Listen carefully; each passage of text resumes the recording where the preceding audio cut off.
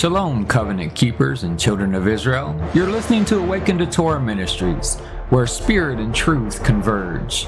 We are a listener-supported ministry and ask that you prayerfully consider supporting this work. This ministry is focused on revealing the message of Torah as taught by our Jewish Messiah, Yeshua. Your donation will be used to further a ministry devoted to exposing the lies that we have inherited from our forefathers, as Jeremiah 16:19 clearly declares. You can contact us at 77690 South 4680 Road, Stillwell, Oklahoma 74960, or join our mailing list at awakentotorah@gmail.com. We look forward to meeting you when we once again are sheltered by a cloud by day and a fire by night on our way to Jerusalem. Shalom Aleichem, and we'll see you there.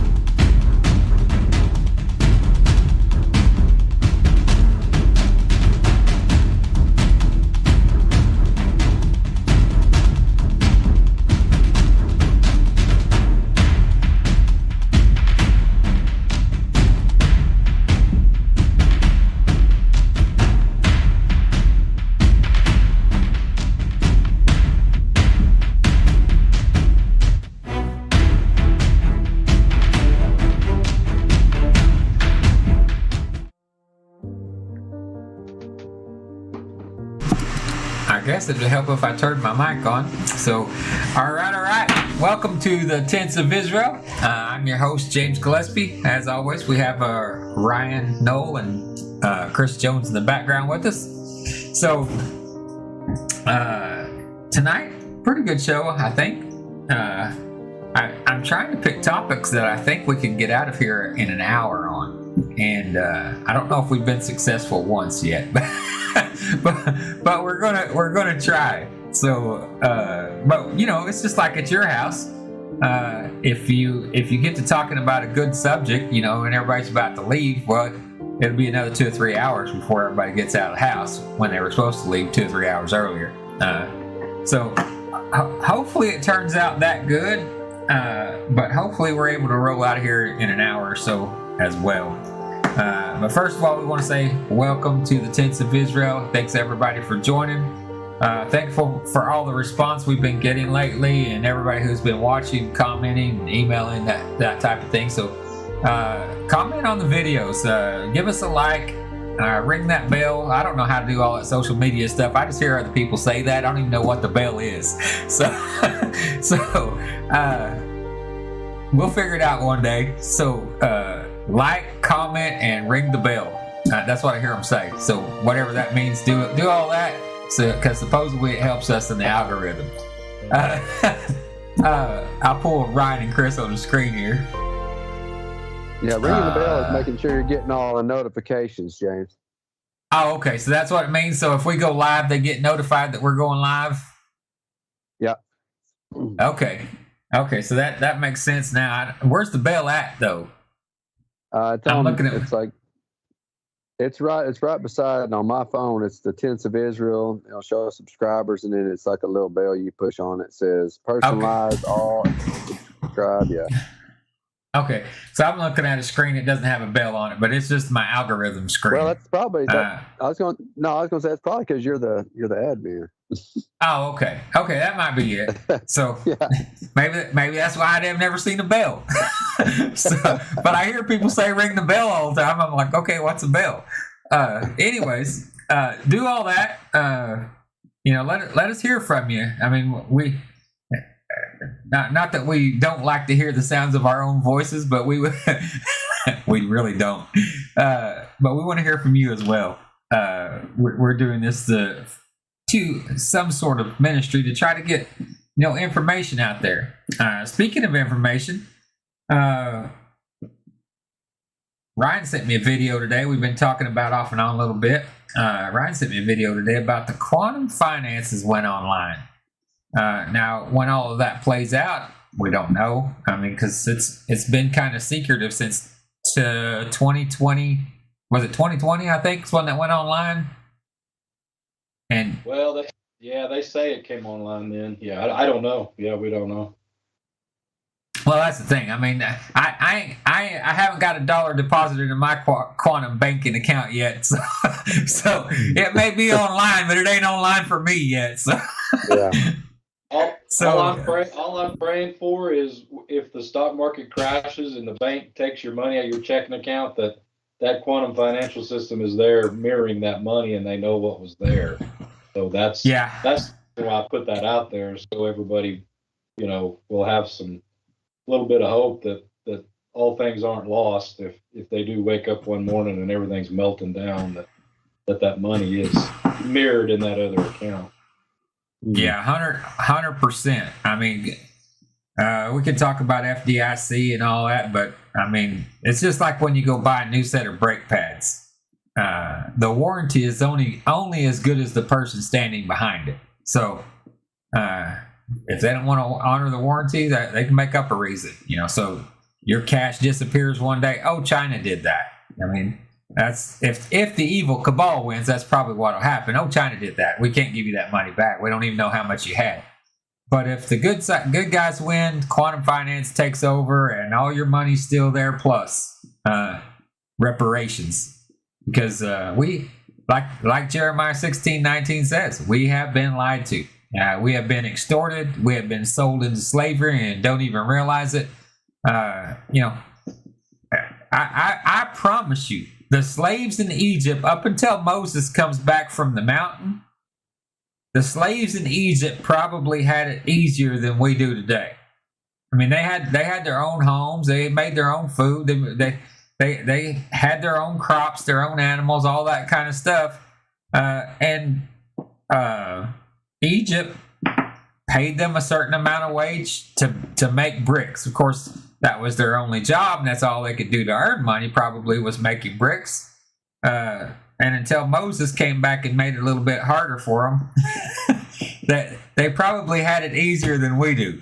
I know this is tax season, and that's kind of why we're starting off with the money thing tonight. I think about this every year when we had the tile business. We always paid in, quarterly, a few $1,000s just to do business in the United States, and that's not counting matching your IRS funds for all your employees and all that kind of stuff. I mean, so it can get quite exorbitant when you own a business in the United States. And now that we sold the business and we're just, living off of retirement, it's crazy that the earned income that you get, because you're just barely making more than, poverty level. I mean, we're middle class, but we're just barely in that middle class. So when you file your taxes, even then, they're still taking large chunks of the money you've paid in throughout the year. And then they give you a refund like they're doing you a favor. Now you paid in $22,000, they're giving you $4,000 back, and you're going, "Wow, I get money back." Yeah, it's a rigged system. Can I make you some more bricks, please? I mean, come on, people. This is craziness. It's absolutely crazy. So when we start talking about financial systems and all that kind of stuff, first of all, for YouTube's pleasure, I am not a doctor, nor is anybody on this panel. We are not financial advisors either. Anything we say in the medical field, the financial field, or politically, is just for entertainment purposes only. So let's get that out there up front, so we don't get another strike and get kicked off this thing. So, you use certain words on here, even little old guys like us that, we got what, 200 followers, a little under 200 followers. They'll boot us off here for saying the wrong words, and they keep suppressing us because of the content that we talk about anyways. So we're way down in somebody's algorithm for to even find us in the first place. So another strike might get us dinged. Anyways, so we're just we're satire. We're comedic relief. So so let's keep it on that frame and look at the show in that light. That way we don't get kicked off this thing. Anyways, Redbeard Comedy Show. Yeah, Redbeard Comedy Show. What was it? Was Mo, Curly, and Larry? Mo, Curly, and what was their names? Curly, Mo, yeah. Larry, Curly, and Mo. That's what it was. Larry, Curly, and Mo. So we'll be the three Redbeard Stooges. Oh my God. So when we talk about that financial stuff, though, if you've been watching Bitcoin, if you've been watching the stock market, there's these ebb and flows of ups and downs, and these peaks and valleys, and as long as they're peaking and valleying, people can make money on both ends of that. They can make money on the stock market when it's down. They can make money on the stock market when it's up. I'm not smart enough to realize how to do it when it's down. I heard all my life buy low and sell high, but yeah. For some reason I buy high and sell low. It's not working for me too well. So when we talk about that kind of stuff, Bitcoin and all that's going crazy right now, Ethereum and all the different coins that are out there now, it's kind of hard to know what to invest in if you're investing. But there's people out here that figure that stuff out. If you're wanting to get some money into that digital market, I wouldn't put very much in there. I tell everybody, if you can't afford to give it away, don't put it in the market right now, because I think the market is so volatile that, like Ryan mentioned, we could wake up one morning and then, just kind of zero us out. Somebody told me the other day, and I haven't researched this, so just take it for whatever it is. But somebody told me the other day that the crash in 23, it was only 18% of the market that went down. So the market dropped 18 points in 23, and people were jumping out windows. That's 100 years ago. In case you didn't know, that was 1923, not 2023. So the market dropped 18 points, and we refer to that as the Great Depression. But somebody told me the other day that the market dropped, I want to say, almost 50% in 2008 with the housing bubble. So we had a 50 point hit in 2008 with the housing bubble, and which I don't know I'm not, I can add. So to me, 50% is a lot greater than 18%, but we're not referring to 2008 as the Great Depression. Why? Because there was a Democrat, the first black president ever in history, in the White House. So we can't tarnish his presidency with something so known as the Greatest Depression in U.S. history. It was definitely a rough time for a lot of people, though. I said that out loud, didn't I? You did. Yeah, you said it. Hey, we're just gonna speak the truth around here, aren't we? Well, it is. It's the truth. Yeah. Gas prices. I don't know if y'all remember. Gas prices went up to $6 and $7 a gallon during that time. A barrel of oil was over $200. It was crazy. How we survived through it, I don't know. I know the way I survived through it, and I tell this story sometimes when people are talking about hitting it hard. Right before 2008, like I want to say 2000, like maybe right before fall 2007, the Father gave me a word, and told me to sell out, so I did. Sold the tile business and got out of debt, and then we had, the spring of 2008. Everything, the housing market just plummeted. There was nothing. There was no work. Nothing. You couldn't hardly find a job to do at that point. So if we hadn't have got out of the business at that point, we would have been stuck with $1 million+ in debt. So if you're trusting in the Father with everything, guys, I'm just telling you, if you trust him with everything, he'll direct your every step. You just have to pay attention. You have to listen to him. So when he tells you to get out of the stock market, get out. If he tells you to get in the stock market, get in. I don't know the first thing about XRP or Hoot and Doodle. I don't. But I felt like the Father told me to put a little money in Bitcoin, and I did. And we made a little money, lost a little money, made a little money. But I really haven't lost anything because I haven't taken anything out. So every dime I put in is still in there floating. So I haven't really lost anything. But if you're watching those numbers rise up and lower down, rise up and lower down, it'll kind of give you a little stress. So it'll mess with you. Yeah, I don't even watch it anymore. Every once in a while I'll go check. Okay, that's how much I got. Okay, then shut it off. It's not for the faint of heart. So you don't want to get in and jump back out if you can't handle it.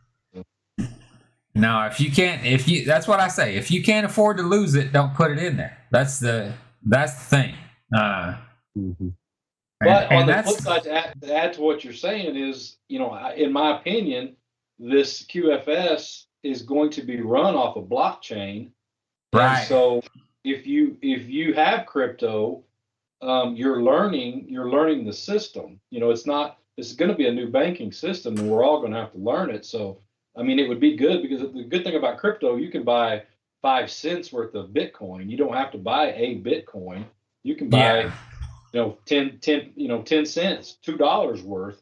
Practice moving it from, your checking account onto the platform, purchase it, move it back out. Yeah. Practice moving it around, because that's basically what we're going to be doing in the future. Is all your banking will be on your phone.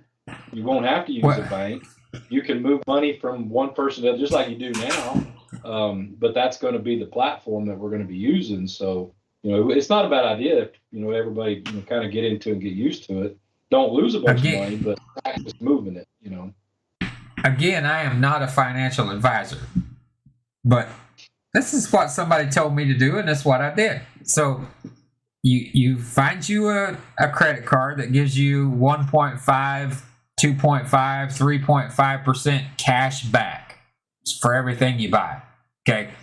And then you pay your mortgage off that credit card. You buy your groceries off that credit card. You pay your utilities off that credit. Every bill that goes out of your house, you pay them on that credit card.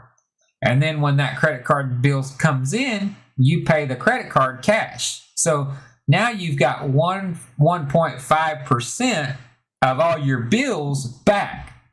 So now you take that 1.5%, you're not losing anything, and you invest that into Bitcoin, you invest that into the stock market. You haven't risked anything, you haven't lost anything. You're still even. If you lose it all, you haven't lost anything. So if you want to get in an entry level way, I would suggest doing that. It's called playing with the house's money. Yeah, that's exactly what I was doing. It's playing with the house's money. But it's a smart thing to do, whether you're going to get into Bitcoin or not. Pay all your bills on your cashback credit cards, and 1.5%, on $2,000 a month. That's a little bit of money, and you save that up all year long. You got a little bit of money. at the end of the year. Sure. So it's just a smart thing to do, whether you're playing it in the stock market or not. I know a guy who put all the stimulus checks into the market, so I thought that was a pretty good idea. Yeah, yeah. I mean, that's probably TV, just throw it in the market. Yeah, free money. I mean, free money. At the infinite return. I mean, any dollar you make, it's infinite return. You can't even calculate it. I might kind of resemble that guy. I don't know. Yeah, I might look similar to him as well. Well, I mean, you get free money. What are you going to do with it? You gonna go spend it? I mean, buy another TV? Got 27 50-inch TVs hanging on the wall as it is. Just craziness. You can go into Coinbase, sign up for Coinbase, and you can go through their tutorial. There's like 5 tutorials, and then after you go through each tutorial, they'll give you free crypto, free credits, buy whatever crypto you want. I think it's $50. So, you could go through all the tutorials and learn it. It takes about 10-15 minutes, and then they'll credit you $50, and you can go in there and buy XRP or XLM with it, and you're set. That's the way to do it, and you're playing with their money again. I mean, $50, and after it's yours, you can move it around however you want to. I got this thing called let me look at it now that we're talking about it. But it's something when I first started getting into crypto that somebody told me, if you buy this and you buy just $10 worth of it, if it ever hits a penny, you're going to be wealthy. So I bought that coin, and I bought like $100 worth of it. Let me see what it was. Is that moon coin? I know if you would have bought ADA, Cardano. Shiba Inu. Yeah, Shiba, yeah. Yeah, a lot of people made money off that. Well, I know if you would have bought Cardano back when it was 1 cent with that $50, when it reached its peak back in about 21, you would have made $8,100 off of $50. So I mean, it's a volatile market, but there's an opportunity to make money for sure. It's the wild west right now because it's not really, there's not a lot of restrictions on it. Well, the SECs don't have their hand in it just yet, but they're working on it. Yeah. Well, that's this thing. It's I was listening to a lady speak on it yesterday, and so it's this catch-all that's supposed to regulate all this. So you can't make 10 billion of your coin. You can only make a certain amount of coin, and then it's going to be regulated when you do. So, because people get in it and they buy your coin, and say you had 50,000 coins that you put in the market, and then after everybody buys the 50,000 coins, they just magically invent another 50,000 coins. So now they just cut the value of your coins in half. So, so the government needs to regulate things like that, I think. Where they can't be doing that. There should be a top, so you know what you're buying. A market cap. Yeah, the market cap that they're has to be a market cap, and it has to be a stable market cap, not a fluid market cap. Yeah, I mean that's the beautiful thing about the actual Bitcoin, not other altcoins or any crypto, is there's never going to I know they're mining a few here and there, but it's basically capped out. And there's I forget what the exact number is, but I mean, the amount of Bitcoins that are in the world right now are basically all you're going to have. So, might not be a bad thing to have a stack of them. I could still whoop myself. I had a guy taught me how to. 2010. Don't even let me talk about it. No, earlier than that for me, we were 2000. I want to say 2004 or 2006. A guy taught me how to mine it. And I was mining Bitcoin for free, just saving it on a hard drive. And then something happened to that computer, and I just threw the computer away. My God. So if somebody ever finds that computer, they might have $1 million worth of Bitcoin on that thing. It's crazy. My goodness. The crazy thing is how many people did that? You know, back when Bitcoin was just this imaginary thing, and it wasn't worth anything back then. You could mine it for free. And now it's 45. I think today it was $44,000 for one Bitcoin. So, I know I would have been a multi-millionaire had I kept that computer. so it's one of those deals. You know, James is so rich he can just throw millions of dollars in the trash. Boy, it makes you sick to your stomach when you really start thinking about it, though. Yes, it does. But anyways, I mean, we're talking about money. If that's the deal, I wanted to give people a little hope that if this quantum financial system is running parallel to the federal system that's running right now, if the stock market does crash, if you know, you wake up and your bank is closed and your debit card and credit card doesn't work, hopefully that quantum system will just pick up where all that left off and give us an easy transition into this new currency, whatever that's going to be. And so I wanted people to be mindful of that. That even the federal websites now are reporting a quantum financial system. So what if on James on that? What if somebody, you know, got you know, money in their safe and they've got a store of cash? I mean, what's that mean? You know, because I'm still not super familiar with this, and I know a lot of people out there might not be either. Does that mean you just go exchange it and that money's safe, or how's that work? Well, I don't see how it would be any different, you know, if it was stored in a bank or it was stored in your safe. I mean, it's still money. So once that quantum financial system kicked in, I think you could just take your silver and gold and your US dollars and deposit that into your account just like it was before. Well, you'd probably, the new value is? Yeah, you would probably have to deposit that into your account to get real money back out of it, because that old money's going to be worthless. Old money's double fake then, right? Yeah. I think they're going to give you. I think they'll give you some time to get your old federal dollars exchanged, you know, for the new dollar. Okay. To get it, you know, to get it back into the system. Gotcha. What is going to be a problem is if you are a nefarious actor and you're sitting there with a pallet full of cash and you take that cash in to try to exchange it. Then that's going to cause the red flags to come up. Okay. So it's going to put drug dealers in a compromised position with you know, hundreds of millions of dollars of cash. You cannot come up with the reason why you have that. Then you're going to be in trouble. You got a pallet full of 20s. Yeah, they're probably not going to exchange that for you. Pallet full of $5 bills. That's why they're fighting this thing so bad, because they actually know that that's going to happen, and that's going to put a damper on their commerce. Because the quantum financial system has a signature on each bill that is tied to a gram of gold or the asset, and so that quantum financial system actually tracks the money.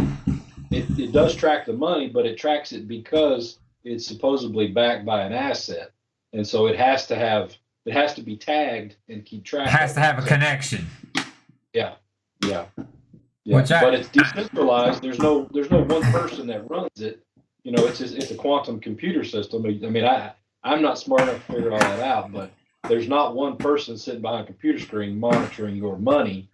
Basically, the quantum is, you know, and then when you say track though, that word track just kind of throws me into my conspiracy theory mind though. So Actually, honestly, it's not any, which I don't care, but it's really not anybody's business how much money you got, how much money you make. I mean, it's really not. So I don't even want the IRS knowing how much money I make. They do, but should they? And that's supposedly the beauty part of it. Your banker won't even know. The bank won't even know how much money you have unless you pull that money from your quantum treasury account, pull it down, and stick it into one of these institutional banks. Nobody even knows how much you have. Oh, that'd be cool. Well, I guess if you got, if it's in a crypto type currency, you can put it in a ledger, and you can take it offline as well. That's what so when you go into exchange these currencies, it'll be supposedly it's coming from the treasury inside a crypto account, and then like I said, you'll go in, you'll set up everybody will have a new account, new Quantum account. Yeah, you'll just pull in money, pull it down and stick it into an institutional bank if you want it. But then I think that you're going to have your own, debit cards, black cards, or whatever that you want coming off of that Quantum account that you don't even have to stick it into an institutional bank. Because right now you got crypto debit cards that you can make purchases through your crypto account. So. Yeah, I mean I know it. I went on crypto.com and they've got a couple of cards that you can get 8% back, 5% back, and 3% back. I mean they've got some pretty good. Yeah. Now see, now caveat to that, to get the 8% back, you got to buy $400,000 worth of crypto. 5% is 40,000. That's Chris Jones money. That ain't James Gillespie money. and the 3% one, you only have to buy $4,000 worth of crypto to get 3% back. So I mean, they're running some pretty good deals, and that kind of fluctuates with the market too. I think their 8% is down to 6 point something right now. I'm not real sure exactly the number, but something like that. Somebody told me. With the financial system being so volatile right now, it would do people well to get on, and I hate to say it, I mean, there's a lot of smart people out there on TikTok that have done their research, but don't trust anybody. That's what I'm telling you. Don't trust anybody. Listen to what they say, and then go do your research on that, okay? Because they can point you in the right direction to be able to research those things, and then make informed decisions about all of that on your own. Don't let anybody, don't even let James say, hey, you need to buy Shiba Inu. Because then you get stuck with $100 of Shiba Inu that's worth nothing. Yeah. Well, a lot of these YouTube guys they're getting paid to pump this stuff up too, and kind of make a false narrative, because all this stuff, all the market's run by narrative. I mean, you can watch the news, and if something crazy happens, you can pretty much guarantee the markets are about to do something. So, I mean, the crypto market, crypto is no different from the stock market. I mean, all that FUD out there. I mean, people get hyped up and then they get scared. I mean, the market goes from here to there. So, it's still a market. Yeah. That's what it is. It's a market. I mean, one day you go to the market. I always tell people this example. You got these two women sitting beside each other selling eggs. And the one lady's sign says $1.50 for a dozen of eggs. The other lady's sign says $1.75 for a dozen eggs. Well, people come and buy all of the eggs from the lady for $1.50. And nobody buys the lady's eggs for $1.75. Well, as soon as the lady sold out of the $1.50 eggs, she buys every one of the lady's eggs for $1.75, and then marks on them for sale $2.50. She's the only seller of eggs at this point. So now, if you want eggs, you're going to pay $2.50 for it. So that is your James Gillespie 101 capitalist lecture for today. That's how you become a capitalist. Is you undercut the person beside you until you have exhausted the market. Then you buy that person out, and then you sell at a higher price than even than they did. So that's capitalism 101, guys. And that's the way the market works as well. And they're betting on people who do those kind of things. If you're on the stock market, I mean, they're betting on futures. Okay, what's oil going to do 5 months from now? That's what they're betting on. They're not looking at what the market's doing today. Yeah. They're looking at what it's doing 5 months from now, 6 months from now. Like right now, we're in the winter time, so they're betting on what the orange market is going to be in California this spring. So that's the way the market works. And if the orange market stinks and you put all your money in the orange market, well, you lost your money. If the orange market becomes a boom, you made some money. So that's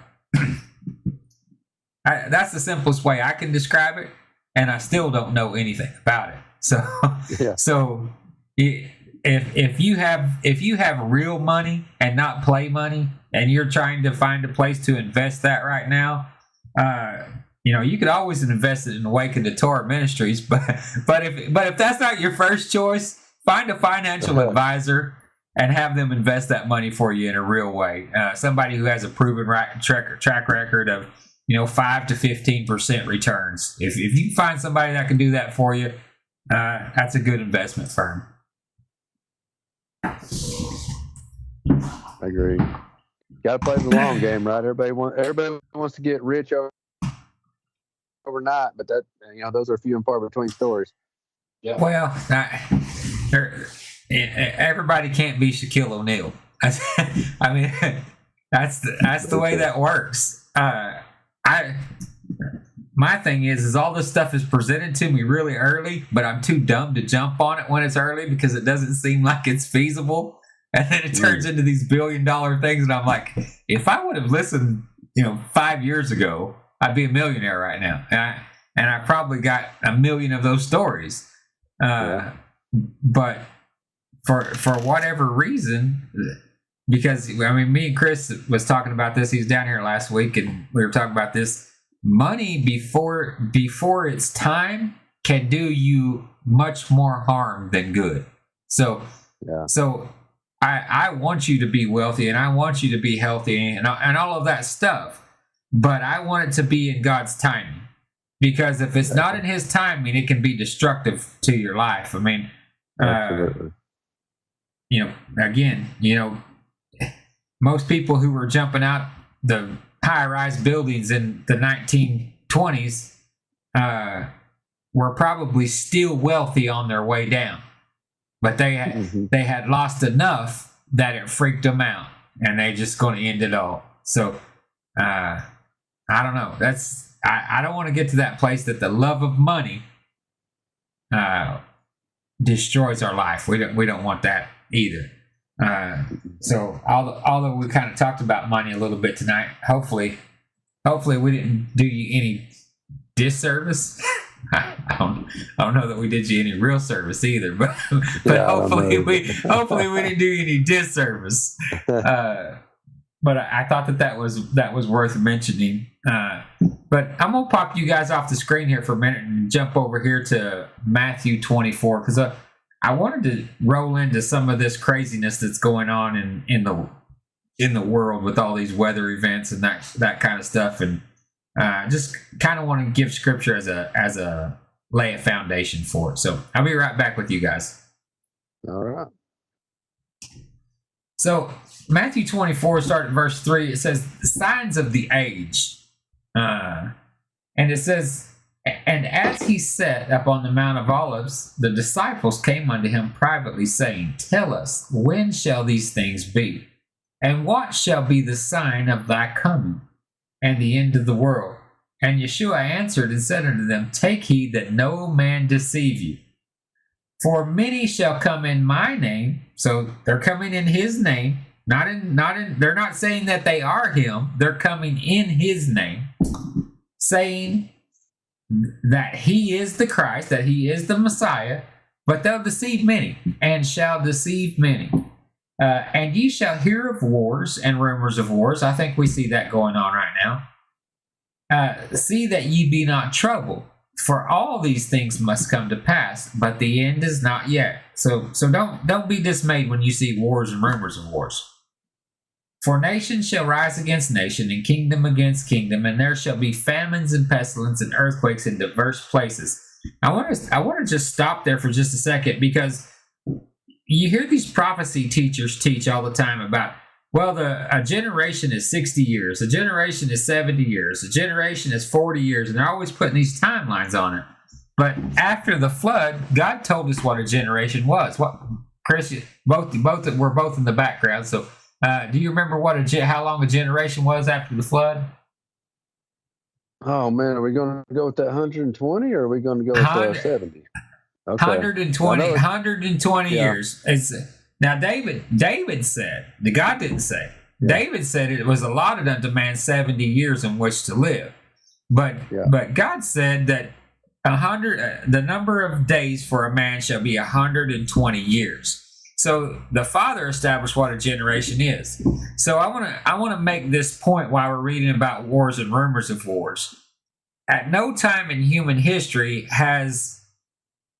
all the wars that were fought previous was wars between people, warring factions inside a nation. They didn't normally fight with each other or with different countries. That was only when they were going out conquering the lands. Okay, so when you had the Roman Empire, when you had the Grecian Empire, when you had the Babylonian Empire, those are empires. Okay, so that's a different deal. But now what we're talking about is wars and rumors of wars. So in the last 120 years, we have had our First World War, our Second World War. It looks like this Smo Sniden Slamineration is about to get us into World War III. So, it looks like these things are happening, and they're happening in that generation, because at the end of this, he says, this generation shall not pass. What generation? The generation that saw this. We are the first generation to ever see a world war with the whole world involved. Okay. So just making that point and having you think along those lines as we read through this. And nation shall rise against nation, and kingdom against kingdom, and there shall be famines and pestilence and earthquakes in diverse places. All these are the beginning of sorrows. Then shall they deliver you up to be afflicted and kill you, and ye shall be hated of all nations for my name's sake. And then, so that wasn't even the worst part, because he has it, and then, and then shall many be offended, and they shall betray one another, and shall hate one another. And many false prophets shall rise, and shall deceive many. And because iniquity shall abound, the love of many shall wax cold. But he that endures to the end, the same shall be saved. So are we saved now? No. Until the end, that's the way I read it. Well, when we endure to the end, then we'll be saved. And the gospel of the kingdom shall be preached into all the world for a witness unto the nations, and then shall the end come. I've done teachings on this, so go to the YouTube channel, and if you want to see the teachings that we did on this, I'm just setting this as a backdrop because I want to show you some things that's happened this year. But I want to read down to verse 28, and then we'll jump over to a different screen. When ye therefore see the abomination of desolation spoken of by the prophet Daniel stand in the holy place, and then in parentheses, which it means it's an added text, it wasn't in the original text, it says, whoso readeth, let him understand. Okay, so that's an added text that wasn't in the original text. Then let them which are in Judea flee into the mountains. Let him which is on the housetop not come down to take anything out of the house. Neither let him which is in the field return back to take his clothes. And woe unto them that are with child, and to them that give suck in those days. But pray ye that your flight be not in winter, neither on the Sabbath day. So that tells you you're going to be running. If you're alive and remain, you're going to be on the move. And pray that it's not in winter. Okay? Or on the Sabbath day. For then shall be great tribulation, such was not since the beginning of the world to this time. No, nor shall ever be. Okay? So that's, we see this culmination. We're talking about 100-year period of time in the scope of 7,000 years of period of time. That 100 years is a blink of an eye when you're looking at 7,000 or 6,000. So, Yep. So, for then shall great tribulation be such as was not since the beginning of the world, no, nor ever shall be. And except those days be shortened, there should no flesh be saved. But for the elect's sake, those days shall be short. Then if any man shall say unto you, Lo, here is Christ, or there is Christ, believe it not. What did he say? If any man tells you that Christ is here, don't believe him. For there shall arise false messiahs, false prophets, and show great signs and wonders, insomuch that if it were possible, they shall deceive the very elect. Behold, I have told you before. Wherefore, if they shall say unto you, Behold, he is in the desert, go not forth. Behold, he is in the secret chambers, believe it not. For as lightning cometh out of the east and shineth unto the west, so shall also the coming of the Son of Man be. For wheresoever the carcass is, there shall be eagles gathered together. So the big lie that we want to expose that we've been taught our whole life is that the Messiah is coming at the beginning of the Messianic age, of that 1,000-year millennial reign. In fact, it says that he's not. It says that Satan's released for a little season after the 1,000 years. And then Yeshua comes in his Father's kingdom, lays hands on the enemy, throws him into the lake of fire where the beast and the false prophet already are. I'm not doing that teaching tonight, but I want those things to be in the backdrop of your mind, because he's just told us right here. If they're telling you that the Messiah is here, okay, because I believe there's this great deception fixing to come upon the world, that they're going to alien invasions, Messiah, these plethora of gods, molding them all into one. All of this stuff's about to take place because we're nearing the end of this generation. Okay, so there are going to be all these false prophets, and real false prophets popping up and showing signs and wonders, in so much so that if it were possible, that even we, the elect, would be deceived. Okay, so if you continue to read on down here, it talks about the lesson of the fig tree, the coming of the Son of Man. No one knows the day or the hour, and then it talks about earthquakes and diverse places and famines and pestilence and all that kind of stuff that we've talked about before. But this year, before, and Chris and Ryan will attest to this, the end of last year, the Father told me that this year was going to be filled with calamities like tsunamis and earthquakes and tornadoes and volcanoes and that kind of stuff. And at the beginning of this year, let me get over here to that screen. January 1st, which I know some Hebrew is going to pop up here. Well, that's not the real beginning of the year.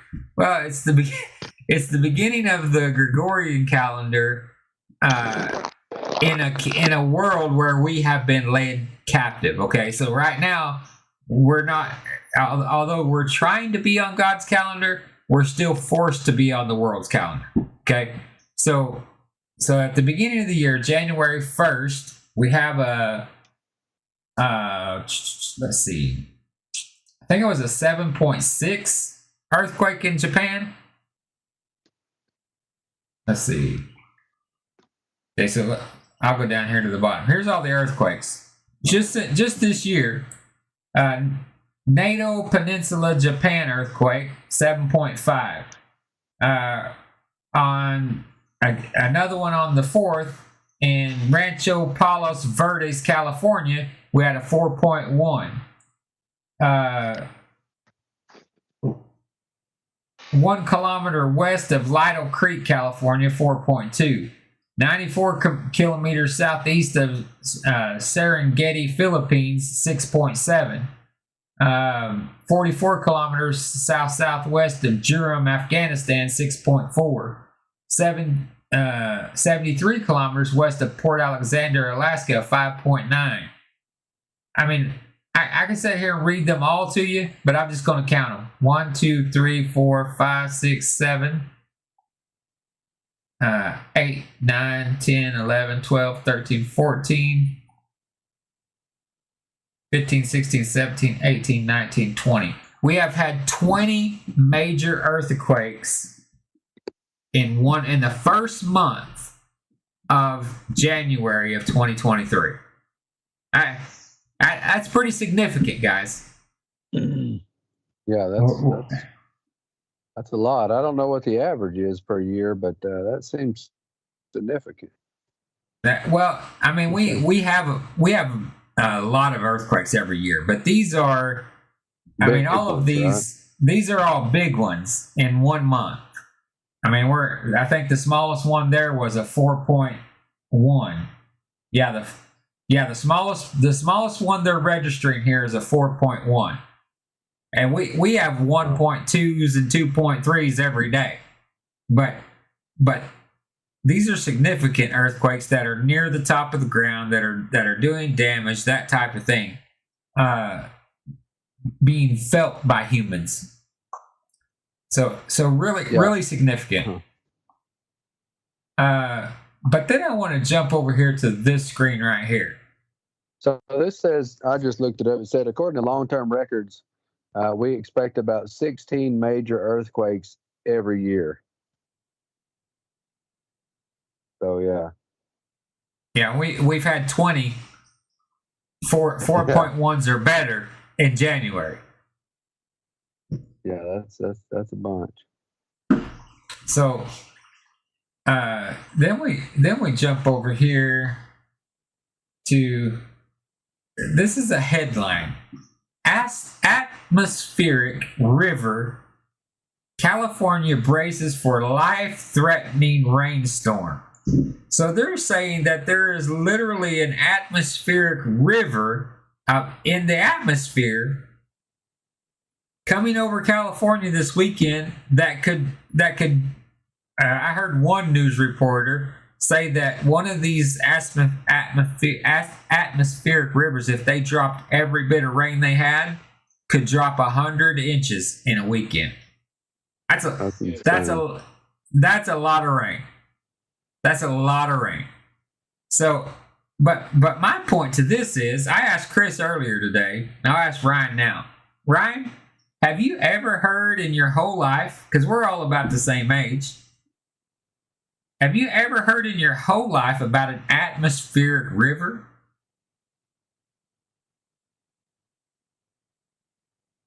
Maybe last year. I think I heard it last year was the first time I heard it. Oh, really? I didn't. Yeah. Maybe I missed it last year, because this is the first time I've ever heard of it.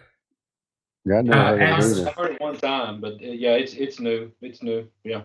And, well, they're acting like this is old hat, like this happens all the time. I never heard of one storm ever being able to produce 100 inches of rain. Mm-hmm. That's let's start building an ark. I mean, we're talking 100 inches of rain. That we better build a boat. Yeah, so I think we had Hurricane Harvey had 52 inches of rain in Houston, and you saw what that did. That was only 52. Wow, 52. Wow.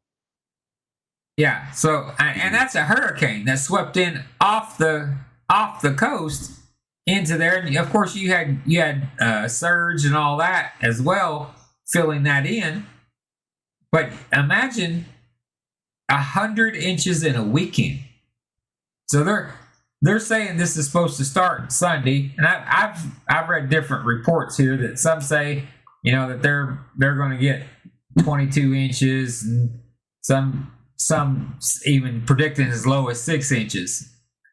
But an atmospheric river sounds pretty serious to me. I mean, yeah. Well, it's just one right after another hitting it. I mean, it's just every 2 to 3 days there's one hitting it. What's causing that?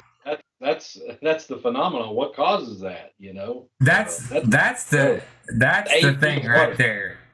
That's 8 feet of water. Yeah, 8 feet of water dropped in a weekend. I don't know if you understand. I mean, I know you do because you're an adjuster. 8 feet of water dropped on any city. What happens to the low spots of that city? 30 feet of water. 30 feet of water. I mean, the low spots of that, is going to be 20 feet underwater. That's crazy. I mean, that's absolute craziness. if that amount of water could drop on a place. Now, if you're living on the mountains, it might not be that big of a deal to you. It's just a big old storm. But if you're living down in that valley where all that rain's running, you ain't got a chance. I mean, you're going to have mudslides. You're going to have rock slides. It's going to wash entire towns away if that amount of water comes down through those valleys in California. I used to live in California. Yeah. I was going to say, it may be safe to say that there's a judgment impending on that place. Well, that's the thing I was going to bring up here. That on, I think it was January 2nd, is we talked about it last week a little bit. We saw that mini tsunami. They're not even calling it a tsunami. They're calling it giant waves that hit California. Yeah, so it's not, for some reason, they don't want to call it a tsunami. Even though we clearly all watched it, that was a tsunami. I mean, 100% a tsunami. But they're calling it large waves. That doesn't sound too alarming. Yeah, it says recently gigantic waves pounded California's coast, including one that crashed over the seawall at a beach in Ventura County. This powerful wave caused minor injuries and at least 8 people. The waves were triggered by a storm in the Pacific Ocean, which led to the flooding and evacuation orders, leaving beaches covered in debris. I don't want to read the whole thing, but I mean, they're calling that a giant wave, and we saw it. We saw the wave push into the town. I mean, I don't. If it's a wave, it crashes and it gets sucked back out. This wave continued to push in and in and in and in and in until it had gone. I mean, that guy seemed like he ran 5 blocks that we watched run into up there running from the water. You know, so a wave to keep pushing in 5 blocks over the seawall. I don't know. Sounds like a tsunami to me. I don't know why they don't want to call it that. It may sound too serious. Yeah, well, that's what it is. Okay. So evidently the one in Japan that triggered a tsunami. So they're calling that, and they're saying it only had a basically 6.5 foot surge on that tsunami. But then you have all these. I don't know what happened to my screen. I think I've doubled up one of the tsunami screens or one of the earthquake screens. But I had all these screens pulled up about all these volcanoes going off now as well. I'm telling you, why are they not reporting this stuff and why it's not all over the news? I don't know.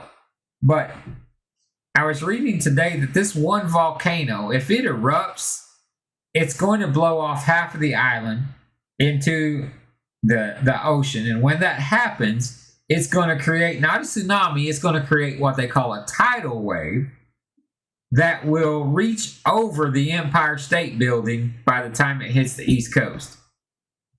They know this to be a fact, and that thing's clearing his throat right now. So why are we not hearing some of that on the news? That's not making sense to me. It's spitting out fire. You can go watch it right now. It's got fire rolling into the ocean right now.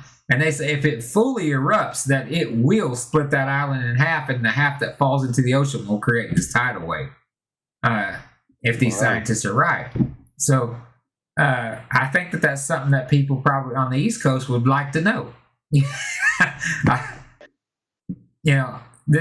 This river in the sky. Hey, we need to write a song, River in the Sky. That's coming over California. Yeah. That's a bad joke. I'm sorry. Yeah. Let me pull Chris and Ryan back on the screen here. Did y'all see where Saudi Arabia got flooded in the desert? They've never had a flood like that. They've flooded like 3 times, and now I guess there's just vegetation like you've never seen before. Absolutely. In those deserts. Oh wow! Videos of it. It's unbelievable. Well, what people don't realize is that's even though it looks like a desert right now, the reason it does is because Yahweh has withheld the rain from it. If he puts the rain back on those places like he used to, that is the luscious place in the world. I mean, look at Israel.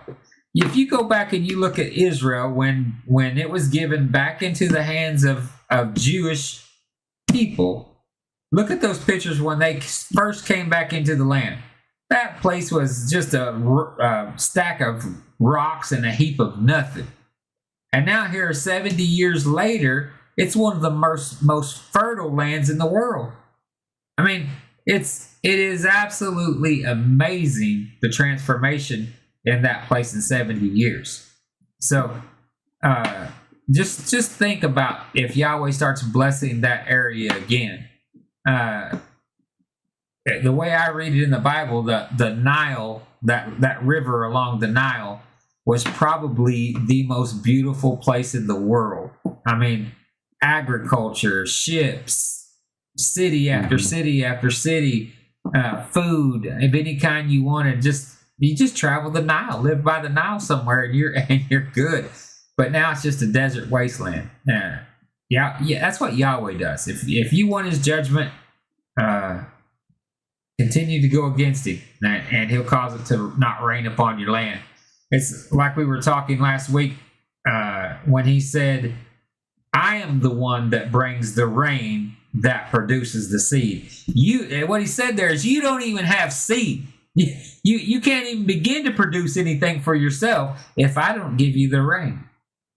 So now men have created things like HARP and that kind of stuff. And sure, they can create some rain, and they think they got it figured out, but every once in a while, one of their storms get out of control and cause havoc over the world. Because they think they're in control, but they're not. Yahweh is ultimately in control. So me and Chris was also talking about Katrina, when all that went down. I mean, some people that watch us here used to listen to me on Watchman Radio, and they know I was on there, and the Father just started speaking through me one night, and it was when Ariel Sharon was going to give up the Gaza, and I said on the radio that night, if Ariel Sharon gave up the Gaza, that he personally was going to be judged, and if that happened, that America would be, if it did happen, that America would be judged for playing its part in it. And the crazy thing is 7 days after Ariel Sharon signed the Gaza over to Palestine, he fell into a coma and never recovered. The day, so 7 days after that, the day the last Israeli foot stepped out of the Gaza, I mean, you can watch it. Go watch the timeline online. When the last Israeli foot stepped out of the Gaza and it was given into Palestinian hands, a storm started brewing up off the coast of the United States that later became what we know as Katrina. I think it was a total of 21 days that it took for Katrina to hit the United States after that happened. So if you mess with Yahweh and Yahweh's people, He's going to judge you. And a lot of the times the way He judges you is with weather events, because He's the one that created this earth. He's the one that controls all of that stuff. The flood in Genesis 6, we understand that He's in control of the waters of the heavens. He's in control of the earth. And when we start seeing these storms and these catastrophes happen, like I believe is going to continue to grow this year, I think we're going to continue to see this kind of stuff. And I'm just trying to put that in people's minds, that when you see more of this, understand that this is God trying to wake His people up and make them realize, hey, you better get real, you better get ready, and you better get right, because now is the time. We could talk about finances, and we could talk about, these catastrophes and all this kind of stuff. But if a 90-foot wall of water comes to you, is your soul right? Because that's what matters. I mean, if you drown in a 90-foot wall of water, oh well. If you lived a great life and you were a great husband or a great wife or a great child and you loved God to the best of your ability, we'll see you on the other side. But if you didn't do that, you're done. You're done. This thing's about salvation. That's the key. And if I'm right, if I have correctly interpreted the scriptures, we're fixing to walk into the Messianic age. And I think we have a short time here. I think we have a very short time before we walk into this Messianic age, and those that are left are going to be ruling and reigning from Jerusalem. That Yahweh's going to fulfill his word. And for that 1,000 years, those people who are left of his people, those ones that he has reserved. He says he took the woman and he hid her in the wilderness, that 1,000 was fallen at the right hand and 10,000 at the left, if you read Psalms 91. When all of that stuff's taking place and it's all being culminated at that time, if you are part of that group that is secreted away, that remnant that remains, you're going to get to be here through that 1,000-year millennial reign. You're going to get to be ruling and reigning from Jerusalem with the enemy chained. Can you imagine if there was no evil allowed to be on this earth? Sin and evil was chained in a pit for 1,000 years. No drug dealers, no murderings, no killings, no rape, none of that stuff going on for 1,000 years, because sin has been chained into the bottomless pit. And the Torah being preached and gone forth from Jerusalem, from his people. And they're revealing the truth of that to the rest of the world. Can you not imagine the true Messianic age at that point? That Saudi Arabia comes alive again. Iraq becomes alive again. And it is the lush green fields, the cedars of Lebanon sprout back up.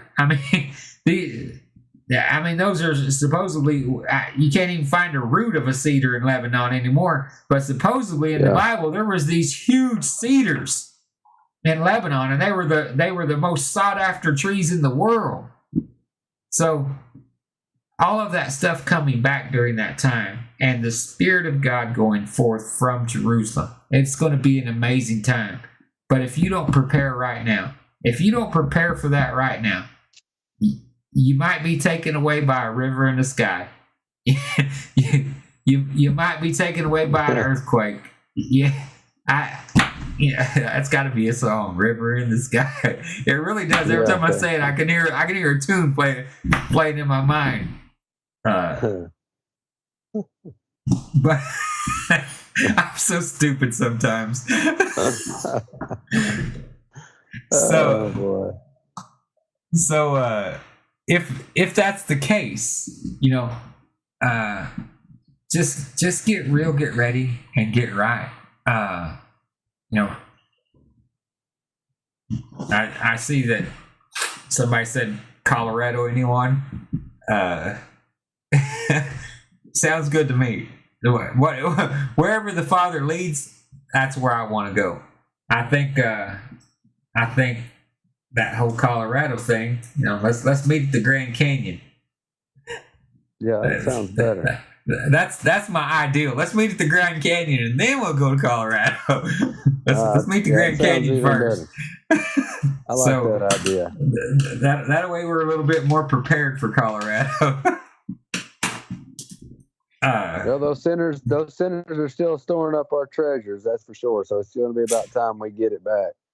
Well, that's what we're waiting on. And when money's not an issue, when real altruism starts taking place, and not just so I can look good in somebody's eyes, that's not true altruism. Altruism is giving and nobody knowing, but when true altruism starts happening throughout this world, it's going to be an amazing thing. When we don't see starving babies in Africa, that's it won't happen anymore. The Father's going to put an end to all that stuff. And if we could just make it through this little hiccup right here at the end, that's the thing. Can we weather the storm? Because he said, "He that endures to the end, the same shall be saved." So if that's our message from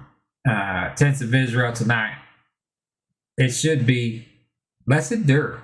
Let's endure to the end. Yeah. We see all these calamities coming upon us. We see the enemy at work. We see somebody trying to steal our money and drive us into the poorhouse and control us and make us even more slaves than we already are. We see all that stuff happening. We're not blind to it. We're not ignorant to it. But neither are we going to stay in that funk. We're not going to stay there, because that's where the enemy wants you. He wants to lower your frequency so much that he's got you so bowed down you can't see a way out. And then depression sets in. Have you ever been able to serve God when you're going through a real big bout of depression? I haven't. I mean, Nope. Those are my lowest times. I want to lay in a bed and I'm telling God, kill me, and just get me out of here. I mean, and I hate to admit that. I hate to admit that, but I play old Job sometimes, wallowing in my own pity. You know, just get me out of here. You know, serve you my whole life, and you treat me like this. Just take me home. I mean, that's the way I, but that's the way I talk to him, because he's my friend. He's my God and he's my friend. I want to talk to him because he already knows my heart. And if we allow the enemy to start changing our frequency and driving our frequency low by what our eyes are seeing, okay, that's my whole point tonight. Don't allow what your eyes are about to see to stop you from focusing on what God has planned for you. Because the enemy's trying to divert your focus. Keep your eyes fixed on Yeshua, and you're going to make it to the end of this race. That's what we have to do. Because if, like last week when we were talking about frequency, if we literally take and put on the mind of Christ, then we're vibrating at his frequency, and we're only headed in one direction at that point, and that's up and through. And there is no devil in hell that can stand against us when we do that. You guys got anything on that? Amen to that. Amen. That's good. All right. Hey, it's 9:14. We only went 14 minutes over. So if you guys don't have anything else to add to that, I'm going to burn rubber out of here. All right. Shabbat shalom. All right. Shabbat shalom, guys. We love you, but not as much as Yahweh does. And we'll see you next time on the Tents of Israel. Be blessed, and we'll see you then.